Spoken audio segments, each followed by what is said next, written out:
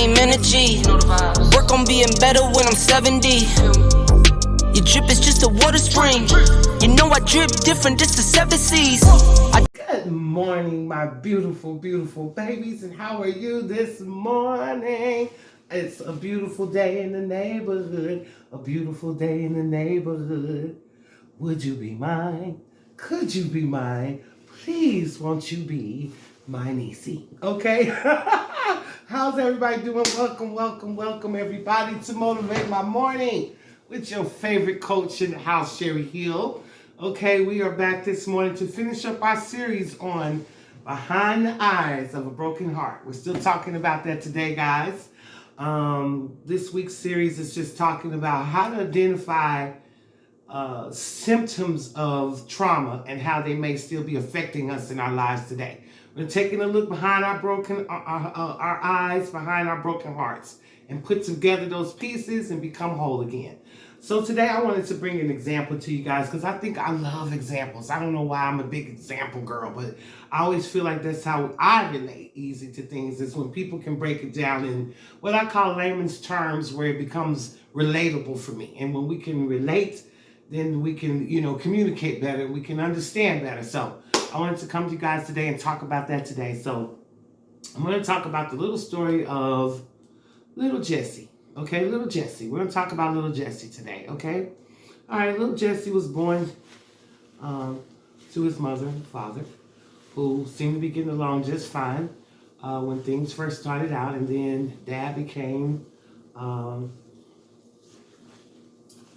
different, okay? Let's just say that for the lack of something else to say. Dad became different, and then Dad started treating Mom poorly, which eventually led to a breakup between Mom and Dad, and now we got little Jerry, and he's left here by himself, okay? Now, Mother, who has her own trauma that's never been dealt with, is now left single mother by herself, struggling to make ends meet, trying to do this all by herself, which is what she never planned. Obviously, when she had little Jerry with her husband, she thought it would always be the two of them, and she thought that they would live happily ever after and raise Jerry together until he was a, beautiful, law-abiding citizen, okay? But it didn't work out that way. And oftentimes, guys, our plans don't work out to the full end of where we want them to go. Okay, so now Jerry's mom is left all alone. Again, she's single. Her circumstances are not the best. And so now what does she do? Because she doesn't know how to deal with all of this stuff that's going on inside of her head. She doesn't know how to deal with being overwhelmed. She doesn't know how to deal with all the new responsibilities that she's met with to deal with all by herself. She doesn't know how to deal with the family not being there for her. She doesn't know how to rob Peter to pay Paul anymore. It just all seems to be crashing down on her. And she was never taught how to deal with her trauma. She was never taught how to deal with her emotions. She was never taught how to deal with adversity. So now she starts to do what she was taught, okay? As a child, she was taught with her parents that they react in ways that are not that favorable to our children. So she gets angry and she gets upset. She lets these things start to overwhelm her. So now who becomes her target? Little Jerry. Little Jerry becomes the target, and now every time she looks at little Jerry, he's irritating to her because he's reminding her of her responsibilities. He's reminding her of naivety that she had when she decided to become a mother, when there was no worries, when she thought that her world was perfect, and now that her bubbles burst, little Jerry is a problem. Little Jerry is an extra responsibility that Mama doesn't want anymore. Little Jerry is an extra worry that Mama doesn't want anymore. So now Mama doesn't know how to deal with her problems. So now little Jerry is the target. Oh, get out of my face. You remind me of your sorry father. You're never going to amount to anything. You're never going to be anything. Oh, you're nothing. Okay, go sit down. You're stupid. You're dumb. You'll never be anything. All you do is get on my nerves. All you do is do stupid stuff. All you do is get in trouble. All you do is get in my way. And if this is all little Jerry is hearing day after day after day from this person who's supposed to be giving him love, the person who's supposed to be excited about little Jerry being in her life, the person that's supposed to be nurturing and protecting and making him feel protected and loved, she's now become Jerry's enemy. Because now little Jerry is her reminder of all the things that she thinks, the mistakes that she thinks that she's made. So now she's taking out all her problems on little Jerry, because now daddy's out there living his life with a new woman and a new life, and he's not worried about Jerry or mama, and mama's resentful and mama's bitter. So now Jerry becomes the target. Mama doesn't realize that what she's doing to Jerry is irreparable damage. Mama doesn't realize that this could affect Jerry for the rest of his life. Mama doesn't realize that she's making Jerry insecure and codependent. Mama doesn't realize that. Because obviously when mama was being raised, her parents didn't realize that they were making her insecure and codependent. And she passed down those traits right along to little Jerry. And this is what we call generational curses. Everybody, when we use the word curses, everybody thinks it's talking about some type of spell, some type of black magic. No, generational curses are toxic habits passed down from one generation to another that don't serve anyone. And so now, because Jerry's mama wasn't the curse breaker in our family, she was the one who was able to keep it going. She kept the curse going. She kept the bad behavior and the toxic stuff going. And she passed it down to little Jerry. Now little Jerry has a choice. Little Jerry can grow up and he can treat his kids the same way, or he can decide to become the curse breaker. He can decide to be the person in his family that will put an end to these toxic behaviors that don't serve the family any longer. My question to you is, are you going to be that curse breaker today? Are you going to be that person who puts an end to the foolishness? Are you going to be that person who stops the toxicity in your family? Or are you going to carry the torch of emotional trauma, emotional pain, abuse, abandonment, insecurities? Which one are you going to do? Because we have a choice every day. When we have kids, we can either instill in them what was instilled in us, or we can start over and we can break the curses in our family and start to make little Jerry feel like you are amazing, little Jerry. You're going to grow up to be amazing, little Jerry. You got the strength of a strong man, little Jerry. Mama loves you, little Jerry. No matter what happened here, little Jerry, mama will never leave you. Mama has your back. Mama will protect you. But because mama was broken and mama needed somebody to say those very things to her, she could not say that. She could not be that to little Jerry. And now what we have here is a toxic relationship, and we're starting another toxic relationship. We're starting to pass down the toxicity from one generation down to a next. And now every time little Jerry starts to go in his life to try to become somebody great, he's going to remember the words of his mother saying to him, "You'll never amount to anything." Those words will stick in his head. He'll remember when his mother said, "You're just like your sorry father. You'll never be anybody." He's going to remember that when he goes out to chase his dreams, when he goes out to apply for jobs, when he goes to approach a woman, when he goes to try to fit into social groups. He's going to remember his mother telling him that he would never amount to anything, and that he would never matter, and that he would never be anything. He's going to remember that. Now the question is, what is he going to do with that memory? Is he going to let this memory consume him and put it in front of all of his new endeavors, or is he going to put it in the back of him and leave it there and never look back and show his mother that, yes, I am somebody? Use that pain as fuel and put it in your tank and let it be the driving force to you becoming everything that people said you could not be. This is what little Jerry has a choice. He can become that very sorry person that his mother has reminded him that he is for all of his life. Or he can use that and prove to the world that, yes, I am somebody. I am not my father. I am not the circumstances that my mother placed on me. I am Jerry. And I can be the president of the United States. I could be a doctor, a lawyer, a fireman, and a chief. Because I am not my past. I will not let my past define me. I will not let my past cripple me. I will not let become a victim of my circumstances for the rest of my life. I will become a victor and get past these things and prove to myself and to the world that I am somebody. Now, I know that sounds a lot easier said than done. And the thing that we have to do is we have to learn how to give ourselves achievements. We have to learn how to give ourselves achievements. You can change a narrative when it's no longer true to you. Okay, if you're doing things that add up to you being sorry, if you're doing things that add up to you never being better than your father, if you're doing things that add up to you not being a productive citizen, then you are most certainly going to believe those things that mother told you. Those things are going to constantly be ringing in your head because your circumstances are going to match what she said.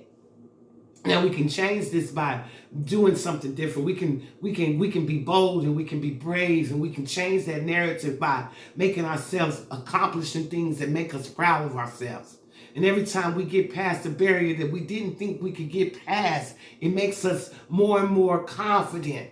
How it gives us more courage and makes us understand that yes, I am, and yes, I will, and no, I am not those circumstances that were presented in front of me. I would not let my mother project her hurt and her pain and her fears upon me. I am not my father. I am my father's child, and I will show you and my mother how to do things differently. Which Jerry are you in your life today? Are you the Jerry that decided that your mother was right and that you'll never amount to anything and you just succumb to the circumstances of life and let it consume you? Or are you that victor who's decided that no matter what no one says, you know who you are, and you will prove to the world with your courage and your strength that you are somebody. You will break the generational curses in your family. You will be that person that carries the torch to get rid of the toxicity in your family and bring in that loving energy. Which person are you today? Ask yourself that. Which Jerry am I? Which Jerry is ringing loudest in my head? Is it the Jerry that's telling me to run, Forrest, run? Or is it the Jerry that says, eat the cake, anime? Which one is it? You got to be the own orchestrator of your life. No matter what anyone has said to you, you have to defy them against the odds. You know, I had an interview tonight with a beautiful soul, young lady. I'm going to post the video once she sends it to me because I thought it was a very beautiful conversation between the two of us. She asked some very important questions of me, which I thought was great. But one of the things I pointed out to her was, we have a choice, okay? We have a choice in our life what we decide to do. And you take somebody like Michael Jordan, okay, who was told, you will never play basketball. Okay, it's just like little Jerry, whose mother told him, you're nothing. You're not going to add up to anything. You are just like your father. Okay, what if Michael Jordan had listened to that coach that said, you will never play basketball? What if Michael Jordan took this man seriously and thought, oh my God, I'm no good. I will never play basketball. I need to leave this dream and I need to go to college and study something and become a successful doctor or a lawyer or a businessman because I will never play basketball because my coach said so. My coach is good. He does this for a living. He's raised up all type of amazing basketball players in his line of work. He knows what he's talking about. So if he says that I'm no good, then I must not be any good.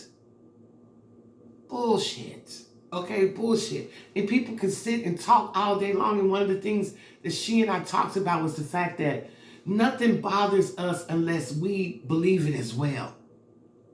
Nothing bothers us unless we believe it as well.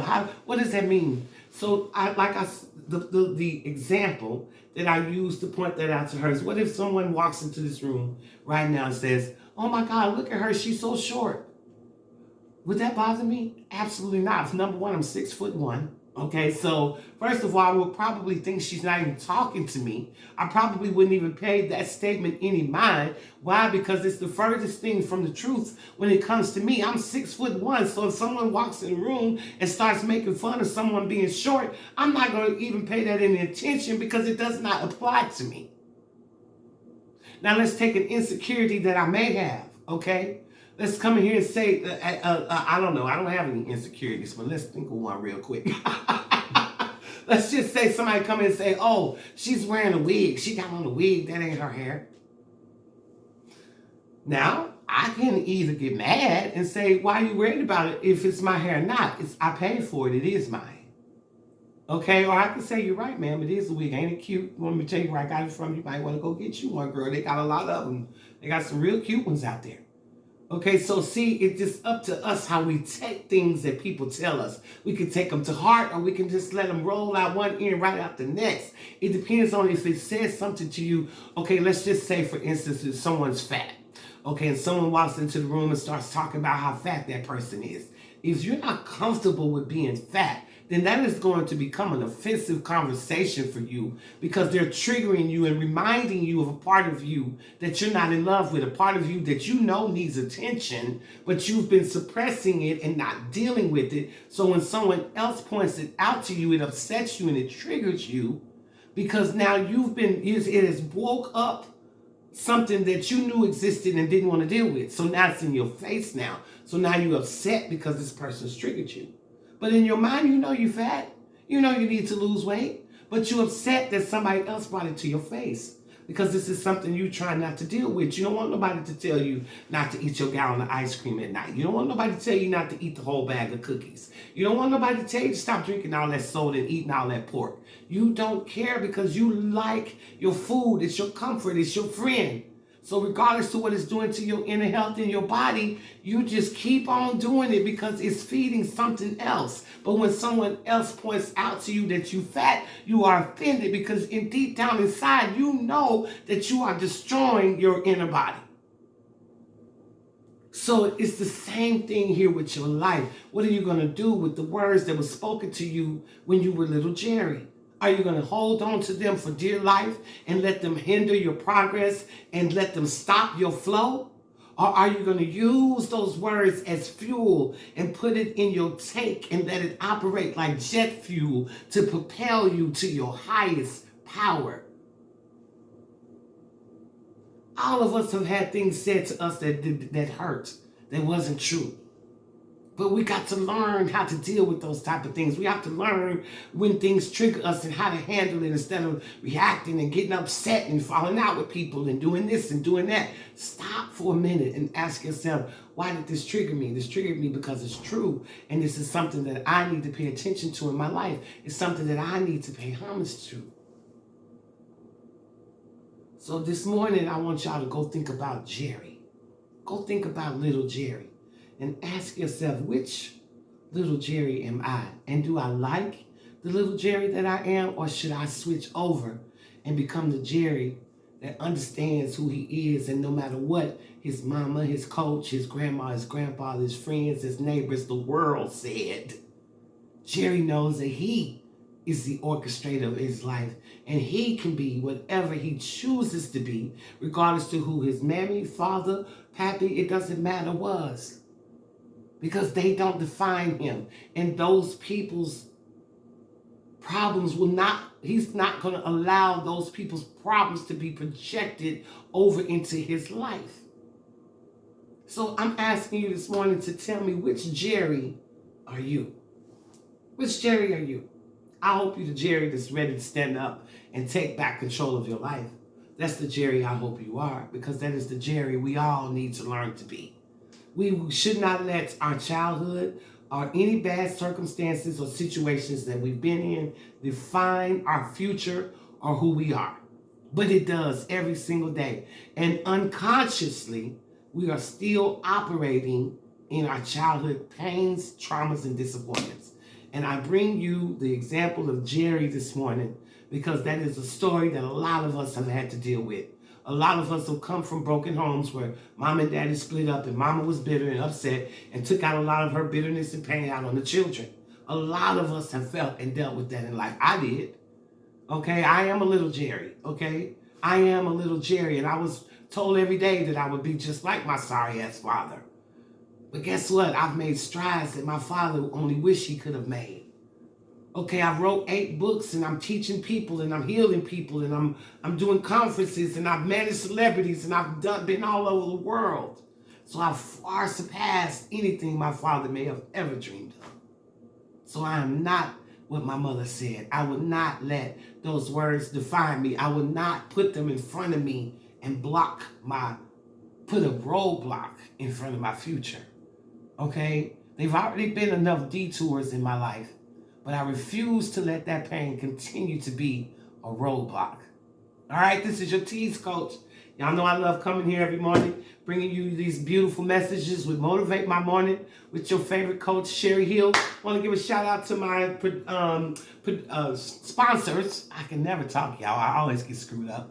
Chocolate Chicks Productions, thank you so much. Again, shout out to my publicist, Dr. Jennifer Champagne. Thank you so much for all the interviews and all the other stuff you're doing. Thank you guys for all the new subscribers. I'm getting a lot of new people coming to the channel. I thank you guys. I'm excited. So much we're going to go on. I got so much in store for us for our series and play dates and the stuff that we're going to do. I'm so excited. I'm just over here planning like a little bird. I love it. But anyway, y'all, thank you once again. Want you to go back out there today and remember, which Jerry are you? Okay, which Jerry are you? And again, we're coming from our series, Behind the Eyes of a Broken Heart. I am your Tease Coach, Sherri Hill. And until the next time, I want you to go out there and make the best of this day. And remember, you are possible. And you can do anything that you set your mind to. Nothing and nobody can stop that but you. I love y'all. And it ain't a damn thing y'all can do about it. You already know that. Okay, so until tomorrow. I love you. Bye-bye.